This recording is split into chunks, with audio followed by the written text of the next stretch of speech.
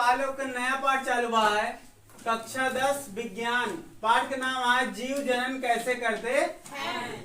आज से ये पढ़ेगा, ठीक बा। तो देखा सबसे पहले हमको क्या पढ़ेगा है, जनन। क्या पढ़ेगा है, जनन। तो हेडिंग डाल लिया जनन, हेडिंग डाल लिया जनन। जनन में लिखा,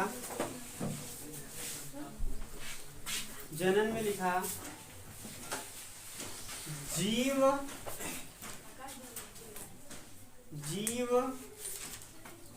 अपना वंश, जीव अपना वंश या जाति, जीव अपना वंश या जाति बढ़ाने के लिए, जीव अपना वंश या जाति बढ़ाने के लिए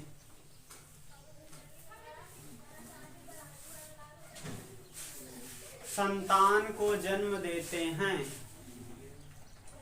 संतान को जन्म देते हैं, संतान को जन्म देते हैं। इस जन्म देने की प्रक्रिया, इस जन्म देने की प्रक्रिया को ही जनन कहते हैं, प्रक्रिया को ही जनन कहते हैं। जनन दो प्रकार के होते हैं, जनन दो प्रकार के होते हैं। जनन दो प्रकार के होते हैं। पहला नंबर लिखा अलैंगिक जनन, पहला नंबर है अलैंगिक जनन। ऐसे लिख ले, पहला नंबर लिख अलैंगिक जनन, फिर दूसरा नंबर लिख लैंगिक जनन।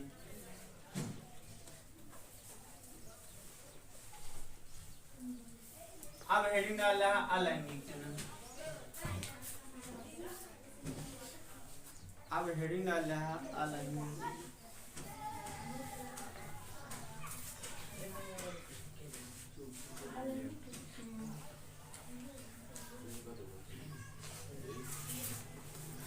अलैंगिक जनन और लैंगिक जनन। हमें पहले डाल रहा अलैंगिक जनन। देखा अलैंगिक जनन का चीज होता, अलैंगिक जनन जेमा नर या मादा हो जरूरी नहीं होता, नर या मादा हो जरूरी नहीं होता है। और एक से यानी मादा अकेले से का हो जाए, जीव जन्म हो जाए, वहाँ नर की जरूरत नहीं पड़ती। जैसे कैसे, जैसे अपन लोग जाने की का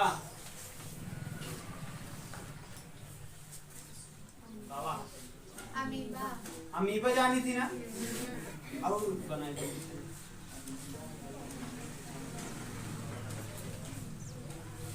अमीबा ना।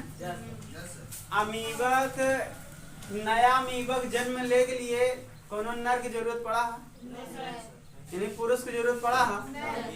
मादा रही ये खात रही मोटवार हो गए, मोटवार हो कहूँ टकरा के दो भाग में कट गए, फिर दूध नया बन गए। तो के जरूरत नहीं पड़ा, पुरुष का जरूरत नहीं पड़ा ना, तो वो का बोला जाये अलैंगिक जनन। अलैंगिक ऐसे जनन जिसमें, अलैंगिक जनन में हटे ऐसे जनन जिसमें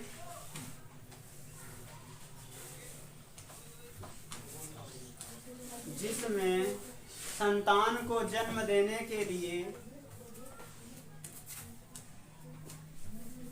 संतान को जन्म देने के लिए नर, संतान को जन्म देने के लिए नर, कोष्टक में लिख रहा पुरुष,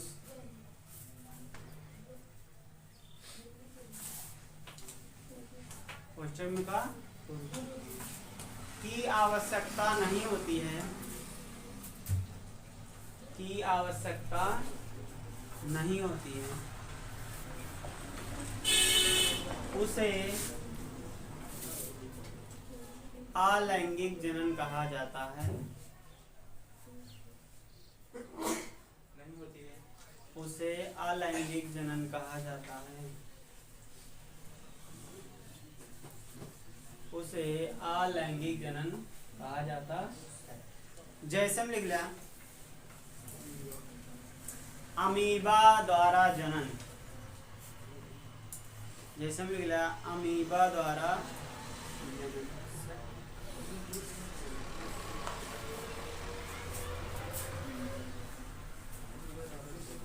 अमीबा द्वारा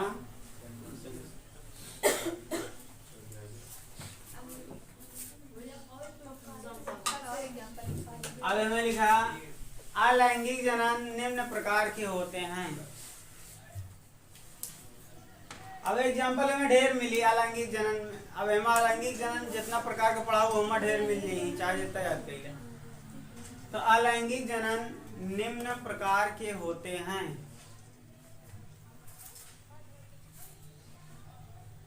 अलैंगिक जनन निम्न प्रकार के होते हैं। पहला नंबर लिखा, पहला नंबर लिखा, हाँ हेडिंग डाला, पहला नंबर डालना है विखंडन।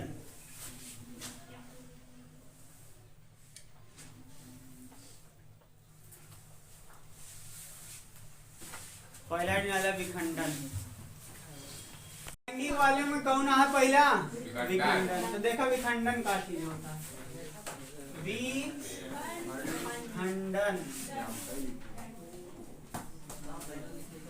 देखो विखंडन कैसे होता है? जो ना एक कोशिकी जीव होते हैं। कौन जीव? एक कोशिकी जीव जो होते हैं उनके अंदर कितना केंद्रक होता है? एक। 9 में पढ़े ना केंद्रक का चीज होता। तो जो एक कोशिकीय जीव होते ना उनके अंदर कितना केंद्रक पाया जाता है? लेकिन जब हम खाद पिए थे धीरे धीरे बढ़ा थे तो इनके केंद्रक धीरे धीरे एक से कटी हो जाता। जब एक से 2 केंद्रक हो जाए फिर जाके कहूँ टकरा के कट जाते, 2 भाग में कट जाते, तब उनका क्या बोला जाता? ना कोशिका विभाजन या कोशिका 2 भाग में बढ़ जाता है। जब कोशिका अपन आकार बढ़ा लेता तब उसका बोला जाता कोशिका विभाजन। अब कोशिका विभाजन द्वारा इन लोग अपन शरीर का कर देते, तोड़ देते ना। कोशिका बढ़ा था, अब बढ़े के बाद क्या होता था? वो कट जाता 2 भाग में। अब 2 भाग में कट जाता तो एक अलग कोशिका बन गया, एक अलग कोशिका बन गया, फिर एक कोशिकी हुई गए।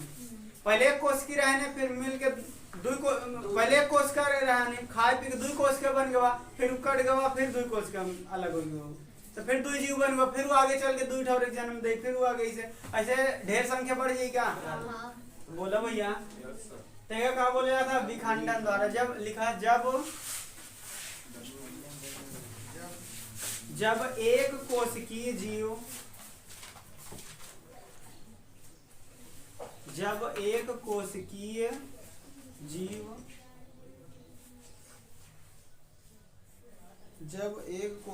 जीव कोशिका विभाजन द्वारा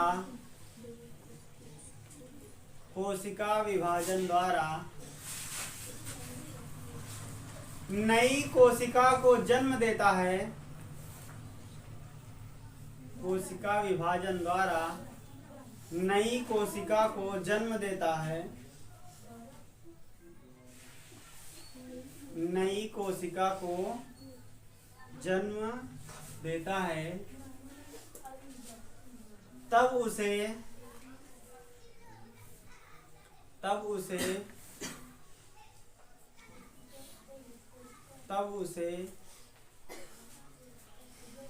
विखंडन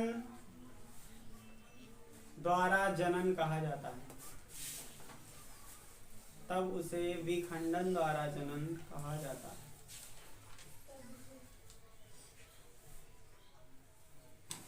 तब उसे विखंडन द्वारा जनन कहा जाता है। समझ में आता? अगर वो टूट के दो भाग में बटा है तो उसको क्या बोले जाई? दो विखंडन। अगर वो टूट के ढेर भाग में बटा है तो यह लिख लिया। नोट का एक लाइन छोड़ के लिखा, यदि कोशिका दो भागों में टूटती है, यदि कोशिका दो भागों में टूटती है तो, यदि कोशिका दो भागों में टूटती है तो द्विविखंडन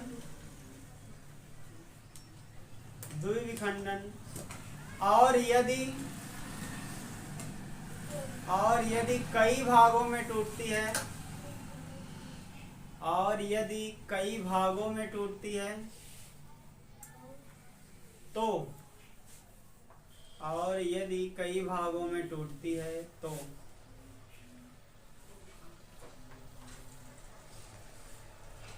बहुविखंडन कहा जाता है। बहुविखंडन कहा जाता है। ठीक बना? बस आज के लिए इतना काफी है। आगे के लिए कल से पढ़ा हो जाए। अलैंगिक जनन खत्म करे के बाद फिर लैंगिक जनन पे आ जाए ना। ये में कई भाग आए पढ़ाइएगा। अलैंगिक जनन में कई भाग आए पढ़ाइएगा। ठीक, आगे के लिए कल।